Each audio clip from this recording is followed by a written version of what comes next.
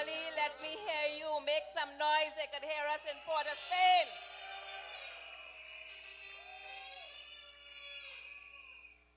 Honorable Prakash Ramadar, our leader, Lincoln Douglas, Minister Botiwari, Minister Roger Samuel. I also want to recognize former Chair Joseph Tony in the House. I believe that I am a phenomenal woman in a phenomenal party with phenomenal people and a phenomenal leader. Let us hear it for the COP people. And I want to start today by sharing something that happened today that is very, very significant in the history of Trinidad and Tobago. A board, a group of teachers, a group of parents, 220 children were locked out of their school by the three-headed PNM Hydra of Darrell Smith, Colin Imbert, and Stuart Young. And for 287 days, these children could not attend school. They were in schools, in parents' drawing rooms, in parents' backyards, in churches for the last 287 days. But because of the faith of the adults in that environment, the board, the teachers, the parents, because of their tenacity and determination, today the judge removed the injunction preventing the Arbor Rosewood School, and those children with joy in their faces, skipping and dancing, enter the premises of the Arbor Rosewood School today.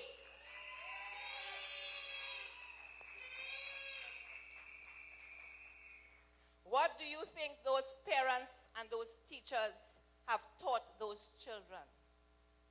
That with faith, with determination, with tenacity, believing in the rule of law of the country, the judge was able to remove the injunction and order that no further injunction be put in place until the appeal is heard. And I want to say that those young people represent the future of this country and are well primed to become members of the Congress of the People, because we have faith, we have tenacity, and we have determination. And we know what we want for the people of Trinidad and Tobago, and we know what we are going to get for the people of Trinidad and Tobago. I have been asked today to talk about the value of the Congress of the People in governance. Anybody who has not seen that must be blind. Must be blind. The Congress of the People, if we were out of governance, could not have achieved any of the things that we have been able to achieve as a partner with our partners in the People's Partnership. From 2010 to 2015, our track record is refutable. We have stuck with our founding principle of integrity and good governance. We have lived and achieved much in many respects of the party's vision for new politics.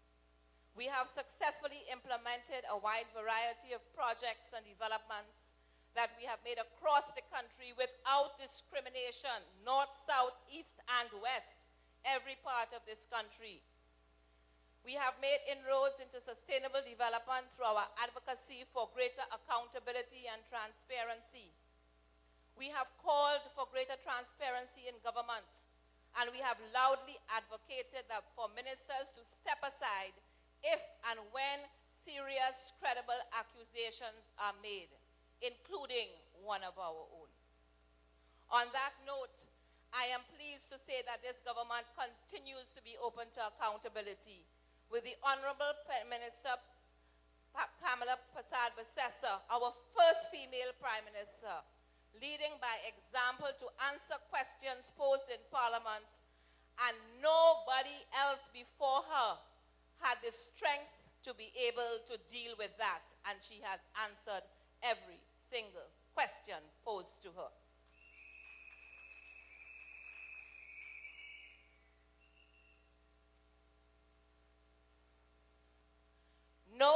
sitting member of the Congress of the People has been implicated in any way whatsoever, member of parliament I'm referring to, in the couture and bacchanal that has been so evident over the last couple of weeks in this country.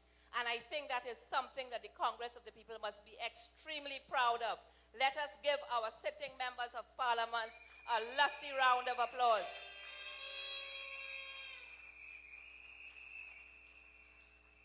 In the past, our leader, echoing the sentiments of our membership, has consistently called for the removal of Jack Warner.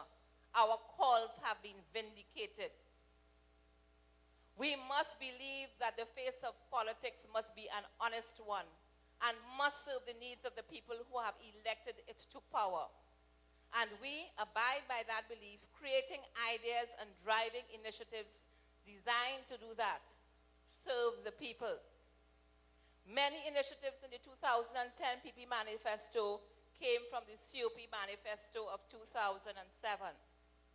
And Indra has very articulately stated those so that we understand from the book that shows the achievements in the partnership of what we have been able to influence as being part of that partnership. We have the lowest unemployment rate in the region of 3.6%. At the end of December 2014, our foreign reserves stood at US $11.3 billion, almost 30% higher than 2010 when we took office. Import cover has climbed from 10.4 months in 2012 to 12.7 months in 2014, the highest in our country's history. The Heritage and Stabilization Fund has increased by over $2 billion from 2010 to $5.5 billion. That is an increase of over 65%. We must understand what we have been able to influence. New investment in the energy sector is projected in 2015 to be well over $2 billion. Inflation remains in single digits, down from double figures in 2010. Our debt remains comparatively low, with public sector debt to GDP at approximately 40.6%.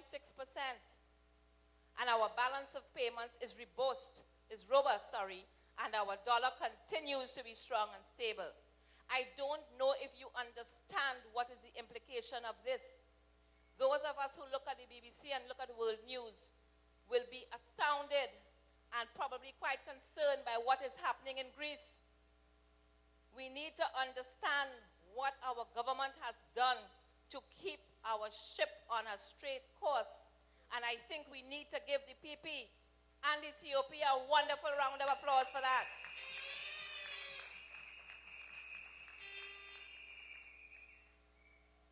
It is unfortunate that the focus has always been on what's wrong and not what's right, because there is so much that is right. And I am calling on the Congress of the People, each and every one of you, to stay focused on the things that we have done that are right from the people, for the people of Trinidad and Tobago. Like you, I have steeled my gaze and now recommit to the task at hand, September the 7th, 2015, Elections Day, general elections. And those who thought that the Congress of the People would not be around, we are around. We intend to be around for a very long time. We are the Congress of the People, and we are here to stay.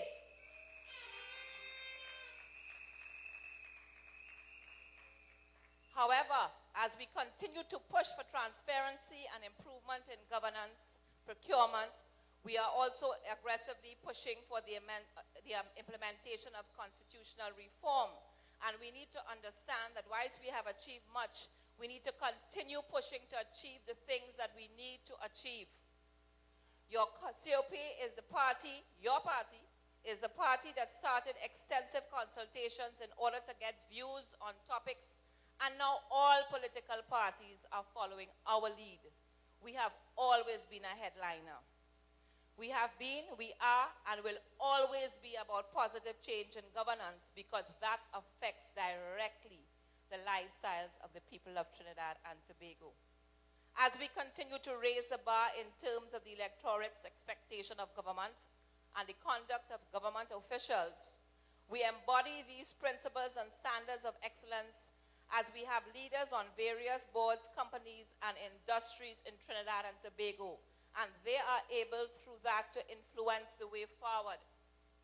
We have myself as the chair of the NCC, ably led by our Minister of Arts and Multiculturalism. We have Kenny Luchilip and the National Entrepreneurs Limited Board. We have Franco Suchong at the Trinidad and Tobago International Financial Center. We have Danny Solomon at the Chaguaramas Development Authority. We have so many people who are in positions that can influence. I'm being given the wrap-up time, so I will just take about, can I have 2 more minutes to wrap up, sir? Thank you. You notice I didn't wait for his response because tonight is Women's Night and I'm taking my 2 minutes. I am pleased to also say that we have issued a call to the next generation of COP leaders to join the ranks, and many have answered that call. And I want to really acknowledge Jamila, Kaldisha, and Avanel, who did an amazing, amazing job today.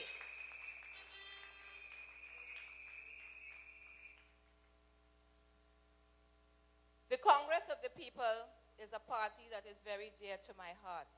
I never joined a political party other than the National Alliance for Reconstruction. And I joined the Congress of the People because of its principles, because of its vision, because of its care and attention and concern about the people of Trinidad and Tobago.